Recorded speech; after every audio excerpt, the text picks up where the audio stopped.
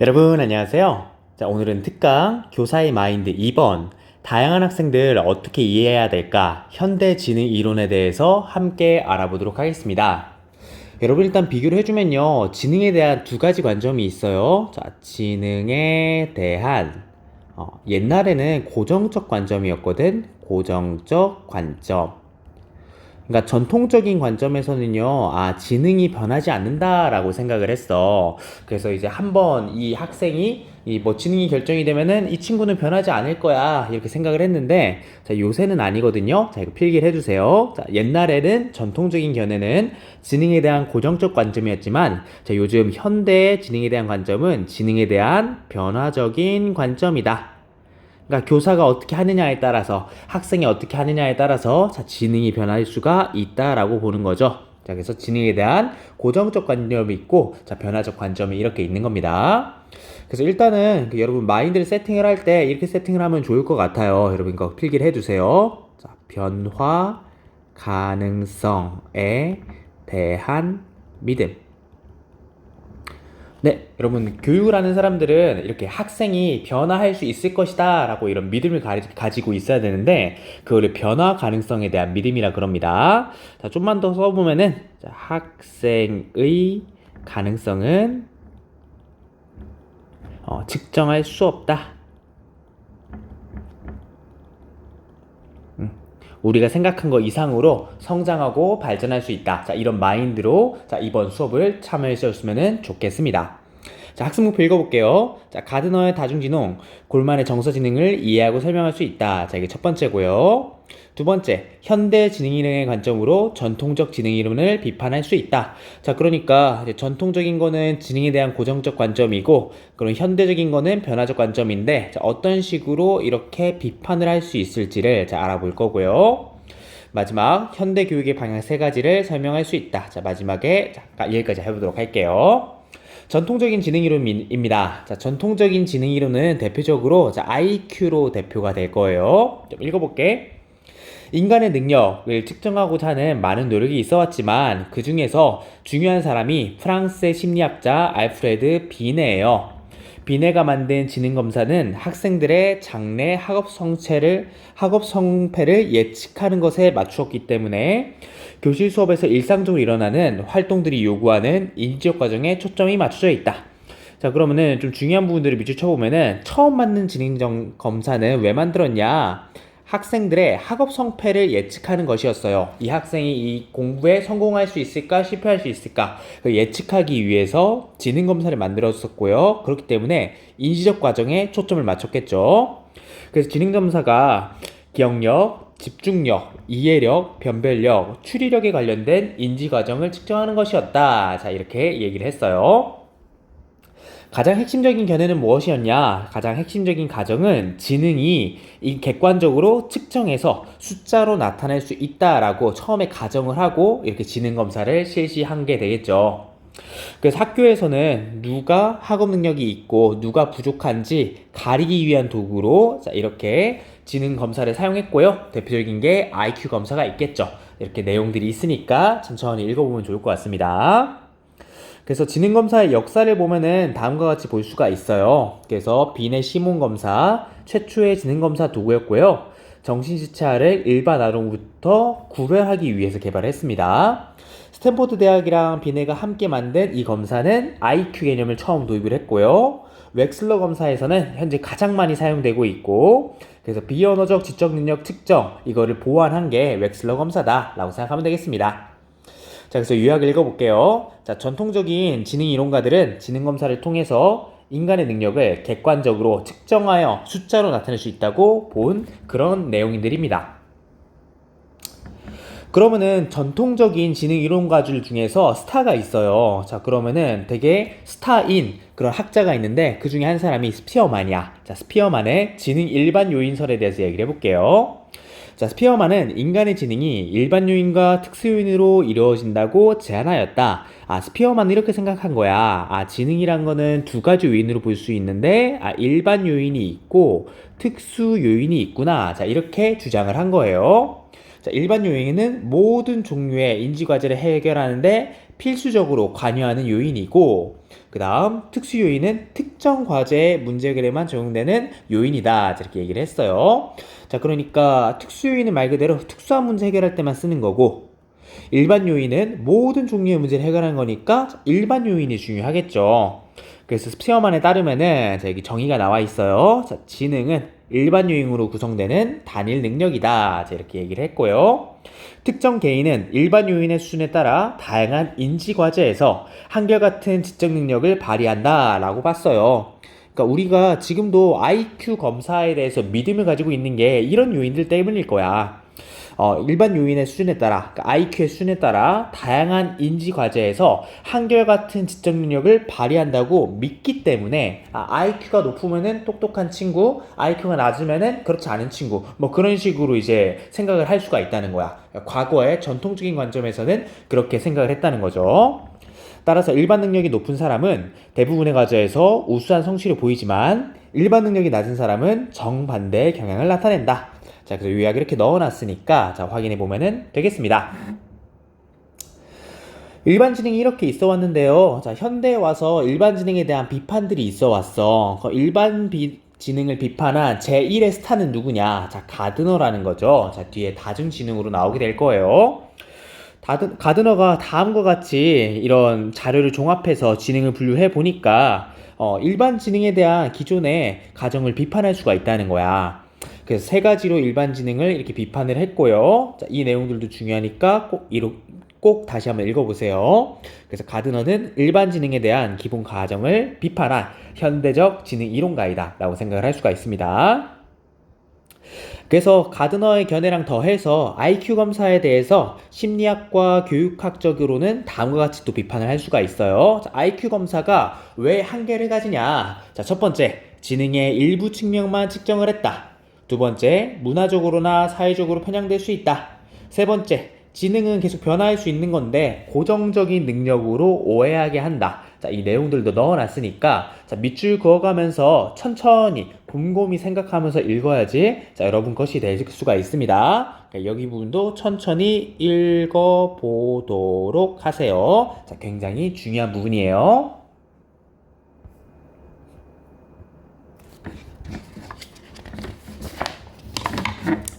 4번 가드너의 다중지능 이론. 자, 이 부분 중요합니다. 자, 우리가 현대 지능 이론을 두 가지를 얘기할 건데 자, 첫 번째 다중지능을 이야기할 거고 두 번째 정서지능을 이야기할 거예요. 자, 가드너에 대한 얘기입니다. 가드너는 지능을 어떻게 정의했냐? 자신이 처한 문화적 상황에서 문제를 해결하거나 가치 있는 산물을 만들어내는 능력이라고 지능을 정의를 했어요. 그러니까 문화권이나 사회에 따라 중시되는 능력이 매우 다르다. 그러니까 아프리카 원주민한테 간다든지 아니면 유럽에 가거나 아니면 미국에 가거나 동남아에 가거나 한국에 가거나 어느 문화에 있느냐에 따라서 이제 중시되는 능력이 달라진다 이렇게 얘기를 했기 때문에 지능이 문화 의존적이고 상황 의존적이라는 사실을 강조했습니다. 자, 그래서 다중지능 이론은 그래서 여러 가지로 얘기하고 있는데 인간의 지적 활동을 여러 영역으로 구분한 다음 각 분야에 대응하는 지능 유형을 9가지로 구분을 했어요. 그 9가지가 어디 있냐면은 자, 다음 페이지 볼까? 20쪽이에요. 여기 9개가 있죠. 언어지능, 논리수학지능, 음악지능, 신체운동지능, 공간지능, 인간친화지능, 자기성찰지능, 자연친화지능, 실존전지능. 자, 이런 식으로 9가지로 다지능을 분류를 했습니다. 자, 여기서 중요한 거 한 두 가지만 좀 얘기를 해볼게. 자, 인간친화지능이라고 했는데 보통 여기를 다른 말로 대인관계지능이라고 해요. 대인관계지능으로 고쳐주세요. 자, 여러분 대인관계지능도 중요합니다. 자, 여기 밑에서는 이렇게 필기해봐. 대인관계를 잘 하는 것도 지능이다. 선생님 기억이 나는 게 선생님이 임용 시험을 칠 때 이 가드너가 시험에 나왔고 그 답을 쓰는 거의 정답이 대인관계 지능이 정답으로 이렇게 나왔어요. 그러니까 이제 교사들에게도 그렇고 학생들에게도 그렇고 우리가 어떤 일을 하더라도 대인관계 지능, 함께 소통하고 협업할 수 있는 능력은 굉장하게 중요하다는 거지. 그래서 가드너는 이렇게 대인관계를 할 수 있는 능력도 지능으로 생각을 한 겁니다. 자, 그래서 여러분 대인관계 지능 굉장히 중요해요. 두 번째, 자기성찰지능입니다. 자기성찰지능은 왜 중요하냐면은 성공한 사람들의 공통점이 네, 자기성찰 지능이 이게 되게 높았어요. 그러니까 성공한 사람들은 공통점이 있었는데 자기 자신을 돌아보고 부족한 점이 무엇이고 개선할 점이 무엇인지를 스스로 돌아보고 고치고 그렇게 계속하는 자기를 성찰하는 사람이 최종적으로는 성공한 결과를 이렇게 볼 수가 있었다. 자, 그런 연구 결과들도 있거든. 자, 그래서 가즈너의 다중지능이 이렇게 9개 있지만 자, 선생님은 두 가지를 강조해 줄게요. 자, 대인관계 지능과 자기성찰 지능이 중요하다. 자, 그런 사람이 되기 위해서 노력하자. 자, 이렇게 정리하도록 합시다. 자, 다시 앞으로 4번 넘어가서 자, 중요한 부분 또 밑줄 한번 쳐볼게요. 가드너에 따르면은 모든 사람은 비록 정도의 차이가 있을 수 있지만 9개의 지능들을 모두 수용하고 있다.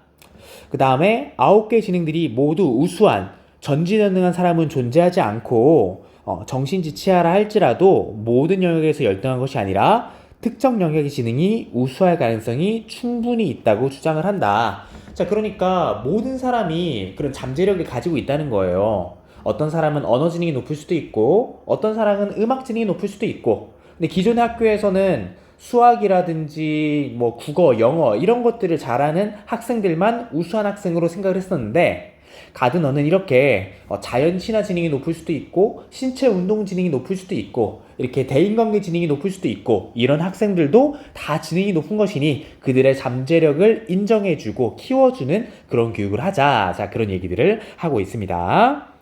자, 그래서 선생님이 방금 얘기한 부분들이 자, 여기 들어있어요. 종래 지능 이론들이 언어 지능과 논리 수학 지능만을 지나치게 강조하고 다른 영역의 지능을 등한시했다고 비판한다. 자, 여기 내용들이 있으니까 쭉 한번 읽어보면 좋을 것 같아. 자, 그래서 요약으로 가볼게요. 가드너는 인간의 지능이 상호 독립적인 여러 개의 지능으로 구성됐다고 주장을 했습니다. 자, 밑에 잠깐 멈추고 위에 다시 한번 읽어보세요. 그 다음에 예제 1번도 스스로 한번 풀어보면 좋겠지. 잠깐 멈추고 위에 부분 다시 한번 읽어보시고요. 예제 1번도 풀어보세요. 자, 5번 넘어갑시다. 자, 다중지능 이론의 교육적 시사점이에요. 자, 이 부분 중요하기 때문에 자, 밑줄친 부분 위주로 보세요. 자, 모든 학생은 최소한 하나의 우수한 지능을 갖고 있기 때문에 학생이 어려워하는 교과목을 우수한 지능을 이용하여 가르치면 성공적으로 학습할 수 있음을 시사를 했다. 예를 들어서 이런 거지. 학생이 음악에 대해서 좋아해. 근데 이 친구가 수학을 어려워한단 말이야. 그러면은 수학 시간에 음악을 활용하는 거지. 음악을 활용한다. 자, 그럼 이제 K-팝이라든지 그런 수학 시간에 음악을 사용해가지고 동기부여를 시켜주고 그렇게 수학 학습을 하면은 학생이 좋아하는 음악을 통해서 이렇게 수학을 이제 수업을 하는 거기 때문에 수학에 대해서 성공적으로 학습할 수 있지 않을까. 자, 그런 얘기들이에요. 두 번째, 학생의 학습 스타일과 강점에 맞추어서 교육과정을 구성하고 수업을 해야 된다. 자, 이렇게 교육적 시사점, 여기도 중요하니까 꼼꼼하게 읽어보세요. 자, 다 읽고 나면은 예제 1번도 한번 스스로 풀어보기 바랍니다. 자, 시작! 자, 넘어갈게요. 자, 6번 정서지능입니다. 자, 정서지능의 등장 배경인데요. 이것도 앞에 선생님이 간단하게 언급을 해줬어. IQ의 한계가 끊임없이 지적되어 왔다. 자, 그 다음 두 번째, 이 부분도 되게 재밌는데 우리가 인간이 위험한 상황에 처하게 되면은 지능지수보다 정서지능이 우선한다는 거예요. 그러니까 우리가 조금 갑자기 급박한 일이 벌어지거나 삶에서 좀 위기 상황이다 이랬을 때는 똑똑한 거 아무 소용이 없었다는 거야. 정서지능, 그러니까 EQ가 얼마나 높으냐에 따라서 문제를 해결할 수 있는 능력이 결정된다. 자, 이런 것들을 이제 사회생물학자들이 강조했기 때문에 이제 정서지능이 조금 더 부각되고 있습니다. 세 번째예요. 정서지능이 후천적인 노력 여하에 따라서 발전시킬 수 있어요. 여러분 지금 당장 친구들에게 공감하는 능력 떨어져도 괜찮습니다. 그 다음에 내가 뭔가 리더십을 가지고 중재하고 조정하며 적극적으로 문제 해결 아직 잘 못해도 괜찮아요. 왜냐하면은 후천적인 노력 여하에 따라서 정서지능을 발전시킬 수 있다라고 골만이 얘기하고 있기 때문에 자, 우리가 계속해서 우리가 스스로 정서를 조정을 하고 자기 동기화를 하고 공감하고 대인관계 능력을 발휘하는 거 연습하고 시행착오로 겪어보는 게 중요합니다. 자, 그래서 7번 골만의 정서지능. 자, 5가지로 얘기해 볼게요. 자, 골만은 정서적 기능이 인간의 성공적 삶에 지대한 영향을 미치고 지능 못지않게 중요하다고 주장하며 정서지능을 5개 요인으로 나누어 설명을 하고 있어요. 자, 다음 페이지 보면은 선생님이 표로 잘 정리해 놨어.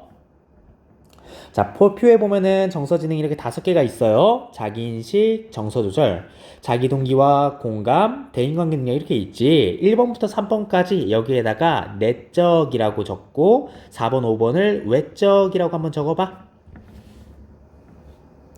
자, 1, 2, 3번은 자기 스스로 할 수 있는 부분이고요. 4번, 5번은 다른 사람들과 상호작용하면서 할 수 있는 부분입니다. 자, 자기인식. 자기의 내적 상태에 지속적인 주의를 기울이고 스스로의 감정 상태를 깨닫는 능력입니다. 자, 왼쪽으로 가서 다시 한번 읽어보세요. 정서조절.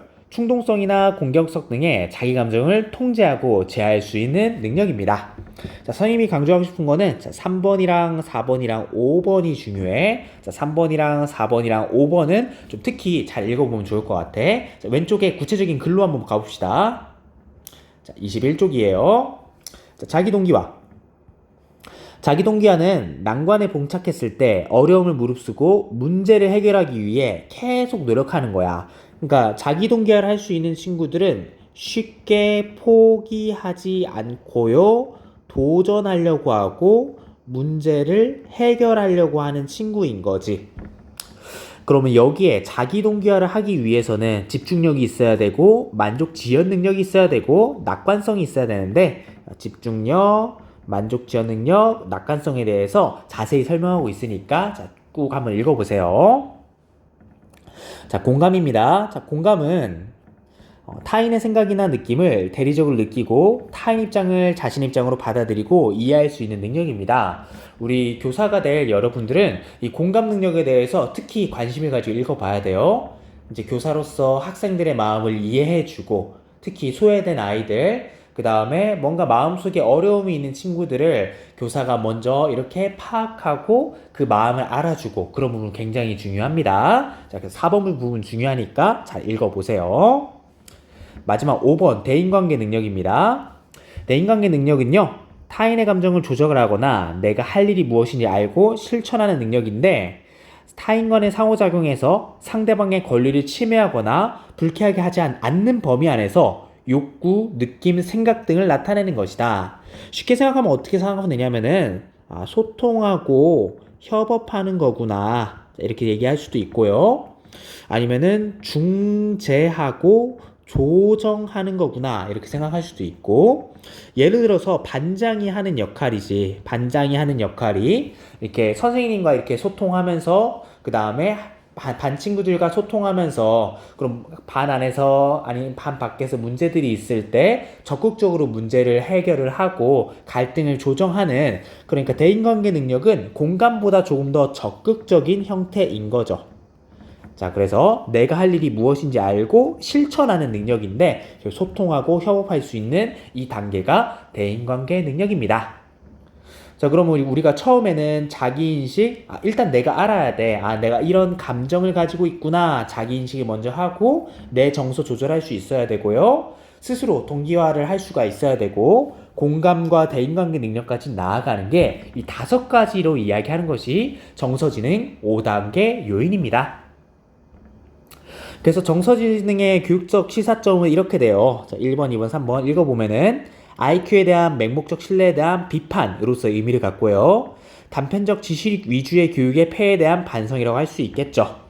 그 다음에 감정을 다스리고 조절하는 것도 이제 중요하니까 학교에서 이런 것들을 알려줘야 된다. 자, 이렇게 정리할 수가 있습니다. 자, 그래서 우리가 현대지능이론으로 다중지능과 정서지능을 살펴봤으니까 자, 이 둘이 의미하는 것들, 맥락과 그 다음에 요소들이 뭔지 다른 사람들한테 설명할 수 있을 만큼 공부하도록 하세요. 자, 되게 좋은, 여러분 이제 나중에 보고서를 쓸 때 주제로 되게 좋은 주제라고 생각을 합니다.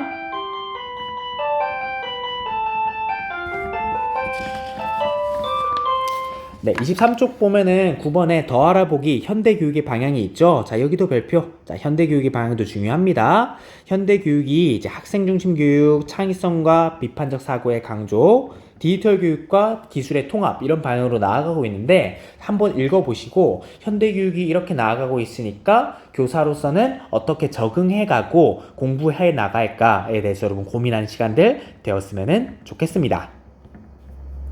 네, 여러분 고생 많았습니다. 오늘 수업 여기까지 할게요.